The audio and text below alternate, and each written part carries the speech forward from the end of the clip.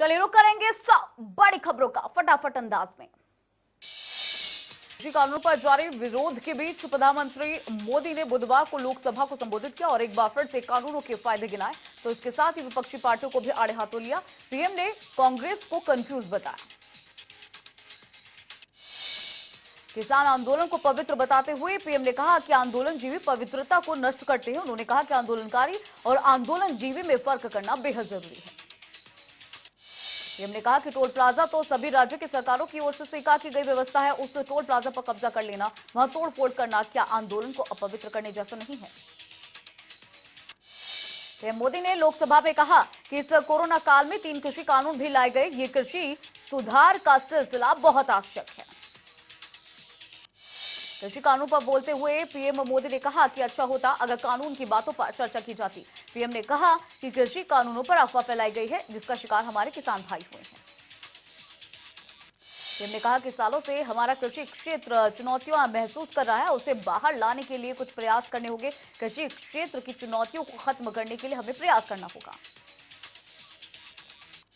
PM Modi ने कहा कि ये कानून बंधन नहीं बल्कि किसानों की आजादी के लिए लाए गए हैं। प्रगति के लिए कुछ कानून जरूरी होते हैं। उन्होंने ये भी कहा कि जहां विकल्प है वहां विरोध की वजह नहीं होती है। पीएम ने कहा कि जो हुआ उसका डर फैलाया जा रहा है, जो हुआ ही नहीं उसका डर फैलाया जा रहा है। ऐसे तरीके आंदोलनजीवी अपनाते हैं। पीएम ने किसान से पूछा कि वो बताएं कि उनका कौन सा हक माना गया है, मारा गया है या फिर छीना गया है। पीएम मोदी के कांग्रेस पर निशाना साधने के साथ ही कांग्रेस सांसद अधीर रंजन चौधरी सहित कई कांग्रेसी नेताओं ने हंगामा किया। उन्होंने सरकार के खिलाफ नारेबाजी की और कहा कि काले कानून वापस लीजिए। पीएम ने कहा कि आंदोलन कर रहे सभी किसान भाइयों का ये सदन भी और सरकार भी आदर करती है और आदर करती रहेगी। इसलिए सरकार के वरिष्ठ मंत्री जब ये आंदोलन पंजाब में था तब बाद में भी लगातार बात कर रहे हैं। उन्होंने कहा कि किसानों के साथ कानून मंत्री नरेंद्र सिंह तोमर बातचीत कर रहे हैं और अगर कोई चीज मानने वाली होगी तो उसमें सुधार जरूर किया जा सकता है। कांग्रेस पर सीधा हमला बोलते हुए पीएम ने कहा कि कांग्रेस पार्टी इतनी ज्यादा कंफ्यूज है कि उसका एक धड़ राज्य सभा में अलग स्टैंड रखता है तो दूसरा लोकसभा में अलग स्टैंड रख देता है। ऐसी पार्टी ना अपना भला कर सकती है और ना ही देश का भला। मोदी ने कहा कि कानून लागू होने के बाद से ना देश में कोई मंडी बंद हुई है, ना ही एमएसपी बंद होगा और ये सच्चाई है। इतना ही नहीं, ये कानून बनने के बाद से एमएसपी की खरीद भी ज्यादा बढ़ी है। पीएम ने कहा कि मांगने पर सरकार काम करे, वो वक्त जा चुका है। सरकार ने देश की जरूरत के हिसाब से फैसला लिया है। उन्होंने कहा कि ठहरा हुआ पानी बीमारी पैदा करता है और चलता हुआ पानी जीवन पैदा करता है।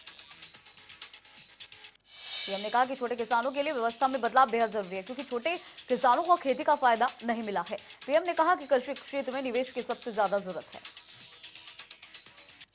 पीएम ने कहा कि हमारा किसान दुनिया के हिसाब से खेती करे। इस दौरान पीएम ने हरियाणा के किसान का किस्सा बताया और कहा कि सिर्फ गेहूं और चावल तक खेती ना रहे, बाजार के मुताबिक उत्पादन जरूरी है।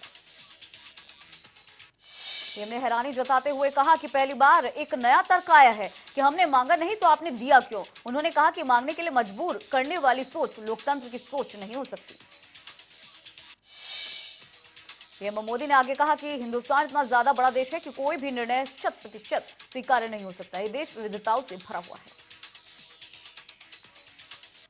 राष्ट्रपति के अभिभाषण के धन्यवाद प्रस्ताव पर प्रधानमंत्री नरेंद्र मोदी ने बुधवार को लोकसभा में जवाब दिया और कहा कि राष्ट्रपति का अभिभाषण देश में आत्मविश्वास पैदा करने वाला रहा।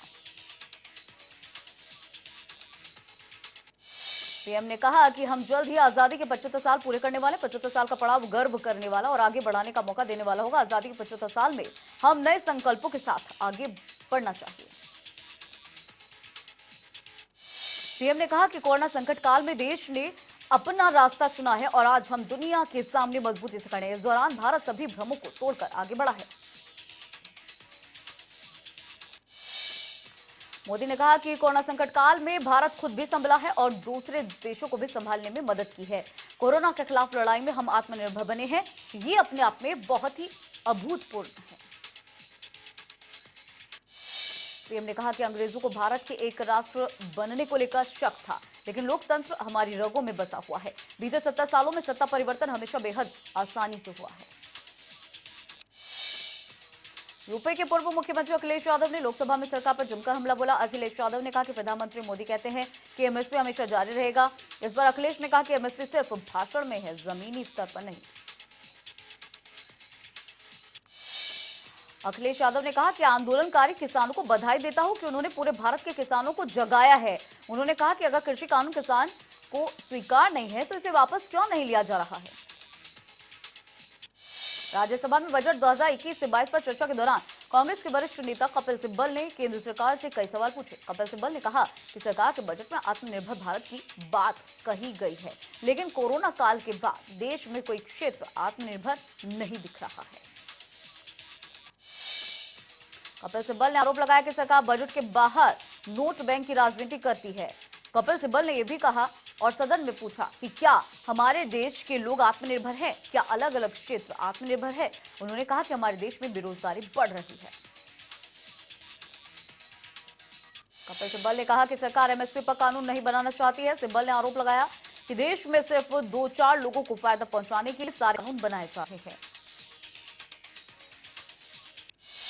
उत्तर प्रदेश के सहारनपुर में किसानों की महापंचायत बुलाई गई, जिसमें कांग्रेस महासचिव प्रियंका गांधी वाड्रा ने हिस्सा लिया। इस दौरान महापंचायत को संबोधित करते हुए प्रियंका ने सरकार पर जमकर हमला बोला। प्रियंका गांधी वाड्रा ने कहा कि पीएम मोदी का दिल कारोबारियों के लिए धड़कता है। उन्होंने कहा कि कृषि कानून में सिर्फ पैसे वालों को फायदा पहुंचेगा। प्रियंका गांधी वाड्रा ने कहा कि 56 इंच के सीने में छोटा सा दिल है, लेकिन वो उद्योगपतियों के लिए धड़कता है। इस कानून के जरिए सरकार किसानों को मारना चाहती है। किसान अपने हक की लड़ाई लड़ रहा है। मोदी सरकार पर निशाना साधते हुए प्रियंका गांधी वाड्रा ने कहा कि 16,000 करोड़ के 2 हवाई जहाज ले लिए, 20,000 करोड़ संसद के सुंदरीकरण में खर्च किए गए, लेकिन किसानों का बकाया 15,000 करोड़ आज तक नहीं दिया गया। किसानों को संबोधित करते हुए प्रियंका गांधी ने कहा कि आप जाइए, जिनसे आप उम्मीद रख रहे हैं ये आपके लिए कुछ नहीं करेंगे। ये बड़े बड़े वादे करते हैं, लेकिन उनके शब्द खोखले हैं। करनाल नेशनल हाईवे स्थित बसताड़ा टोल प्लाजा पर देर शाम किसान नेता राकेश टिकैत पहुंचे। वहां किसानों ने राकेश टिकैत का जोरदार स्वागत भी किया। इस दौरान उन्होंने सरकार पर निशाना साधते हुए कहा कि वो मेरे आंसू नहीं थे, वो भारत के किसान के आंसू थे। पीएम मोदी आंदोलन जीवी वाले बयान पर राकेश टिकैत ने कहा कि अगर भगत सिंह आंदोलन जीवी थे तो हम भी हैं, अगर क्रांतिकारियों ने आंदोलन किए तो वो आंदोलन जीवी हैं तो हम भी हैं। भारतीय किसान यूनियन के प्रदेश अध्यक्ष गुरनाम सिंह चढ़ूनी यमुनानगर के गोधोला टोल प्लाजा पर पहुंचे और आंदोलन कर रहे किसानों को संबोधित किया। उन्होंने कृषि कानूनों को खेती व्यापार कानून बताया और कहा कि लड़ाई अस्तित्व बचाने के लिए है।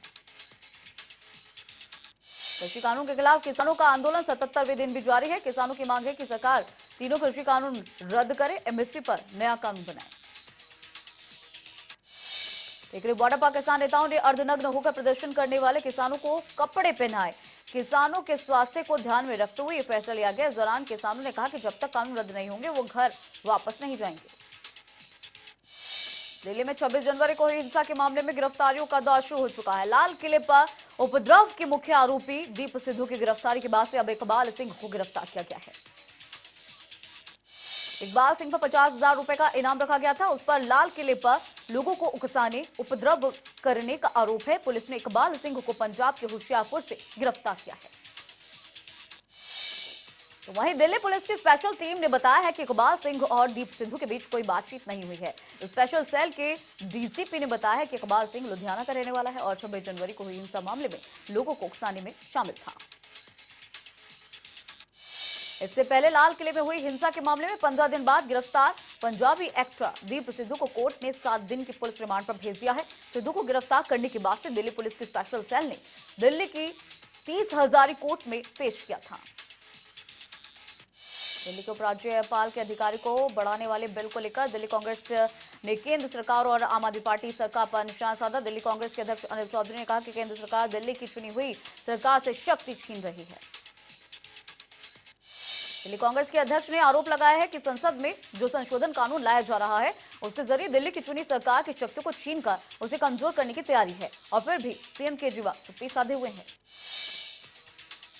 असम और पश्चिम बंगाल के बाद से अब चुनाव आयोग की टीम 6 दिवसीय दौरे पर तमिलनाडु, पुडुचेरी, केरल पहुंचेगी, जहां विधानसभा चुनावों की तैयारियों का जायजा लिया जाएगा और चुनाव को लेकर राजनीतिक दलों के साथ चर्चा की जाएगी।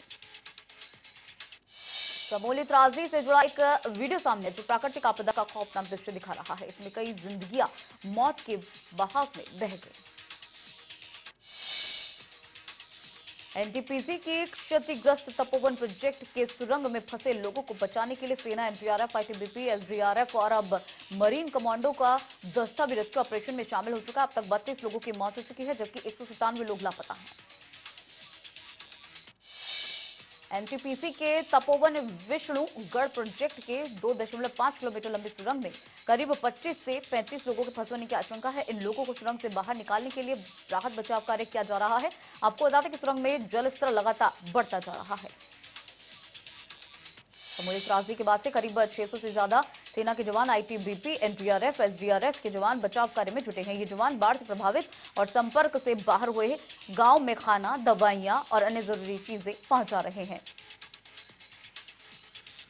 देश की सबसे बड़ी एयरलाइन इंडिगो का परिचालन करने वाली कंपनी इंटरग्लोब एविएशन ने कंपनी संचालन में खामियों और सूचीबद्धता प्रावधानों में उल्लंघन के मामले में सेबी के साथ विवाद को सुलझा लिया है। सेबी की ओर से जारी आदेश के मुताबिक इंटरग्लोब एविएशन ने 2.1 करोड़ रुपए का निपटान शुल्क का भुगतान करते हुए इस पूरे मामले में गलती स्वीकार किए बिना मामले का निपटारा करा लिया है। योगी कैबिनेट की बैठक में कई अहम फैसले लिए गए। सूत्रों से मिली जानकारी के मुताबिक 12 प्रस्तावों पर मुहर लगी है। पंचायतों के आरक्षण पर कैबिनेट की मुहर लगी है। कैबिनेट की बैठक में कौशांबी में निर्माणाधीन 15 सूट गेस्ट हाउस जुड़ा प्रस्ताव भी मंजूर किया गया है। इसके साथ ही नमामि गंगे विभाग के अंतर्गत यूपी अटल भूजल योजना के संचालन क्रियान्वयन की प्रक्रिया के साथ गाइडलाइंस पर भी मुहर लगी है। उत्तर प्रदेश विधानसभा के बजट सत्र की तैयारी तेज हो चुकी है। योगी सरकार इस बार 22 फरवरी को अपना बजट पेश करेगी। आपको बता दें कि योगी सरकार के कार्यकाल का ये 5वां और आखिरी पूर्ण बजट होगा। उत्तर प्रदेश बोर्ड की परीक्षाओं के लिए तारीखों का ऐलान हो चुका है। उप मुख्यमंत्री दिनेश शर्मा ने यूपी बोर्ड की परीक्षाओं के लिए तारीखों का ऐलान करते हुए बताया है कि 24 अप्रैल से हाई स्कूल और इंटर की परीक्षाएं होंगी। वहीं हाई स्कूल की परीक्षा 10 मई और इंटर की परीक्षा 12 मई को समाप्त होंगी। हालांकि अभी साफ नहीं है कि रिजल्ट कब तक आएगा। परीक्षा में कोरोना संक्रमण संबंधी दिशा निर्देश भी लागू किए गए हैं। आपको बता दें कि छात्रों को एग्जाम सेंटर में सोशल डिस्टेंसिंग का पालन करना जरूरी होगा और मास्क सैनिटाइज एग्जाम के दौरान अनिवार्य होगा। लखनऊ से प्रयागराज जाते समय प्रगतिशील समाजवादी पार्टी के राष्ट्रीय अध्यक्ष शिवपाल यादव का रायबरेली में कार्यकर्ताओं की ओर से जोरदार स्वागत किया गया। शिवपाल यादव ने योगी सरकार पर जमकर हमला बोला और कासगंज कांड पर प्रदेश सरकार को आड़ हाथों लिया। तो वहीं 2022 के विधानसभा चुनाव में गठबंधन के सवाल पर शिवपाल यादव ने कहा कि हम तो चाहते हैं कि सपा और प्रसपा मिलकर चुनाव लड़े। शिवपाल ने कहा कि हम एक होने को तैयार है, लेकिन कुछ लोग बीच में हैं जो एक होने नहीं दे रहे हैं। यूपी के कासगंज जिले में कानपुर के बिकरू गांव जैसा मामला सामने आया है, जहां पुलिस अवैध शराब के कारोबार को बंद कराने के लिए गई थी, लेकिन वहां पुलिस की टीम पर जानलेवा हमला किया गया। शराब माफियाओं ने पहले सब इंस्पेक्टर और सिपाही को बंधक बनाया, फिर दोनों का अपहरण कर लिया। बाद में दरोगा लहूलुहान हालत में एक खेत से मिला और सिपाही की लाश दूसरी जगह से बरामद हुई। पूरा मामला कासगंज के थाना सिरपुरा क्षेत्र का है, जहां नगला धीमर गांव में बड़े स्तर पर अवैध शराब का कारोबार चलाए जाने की गुप्त सूचना मिली थी। इसके बाद से इसी आधार पर पुलिस की टीम इस गांव में छापा मारने के लिए पहुंची। कासगंज में शराब माफिया के खिलाफ कार्रवाई करने गई पुलिस टीम पर जानलेवा हमला होने के बाद से पुलिस एक्शन जारी है और पुलिस ने इस हत्याकांड के एक आरोपी को भी मुठभेड़ में मार गिराया है। प्रयागराज से लाइव मर्डर का वीडियो सोशल मीडिया पर तेजी से वायरल हो रहा है। मामूली कहासुनी को लेकर युवक की गोली मारकर हत्या कर दी गई, तो वहीं पास में लगे सीसीटीवी में मर्डर की वारदात कैद हो गई। बांदा शहर कोतवाली के बलखंडी नाका में 2 पक्षों में खूनी संघर्ष हो गया। वहीं इस दौरान मारपीट में 3 लोग घायल हुए। जौनपुर के धेलूपुर गांव में ननिहाल आई युवती की संदिग्ध परिस्थितियों में गोली लगने की वजह से मौत हो गई। परिजनों का कहना है कि गोली कैसे लगी इसके बारे में कोई जानकारी फिलहाल नहीं पाई है। फिलहाल पुलिस तफ्तीश में जुट गई है।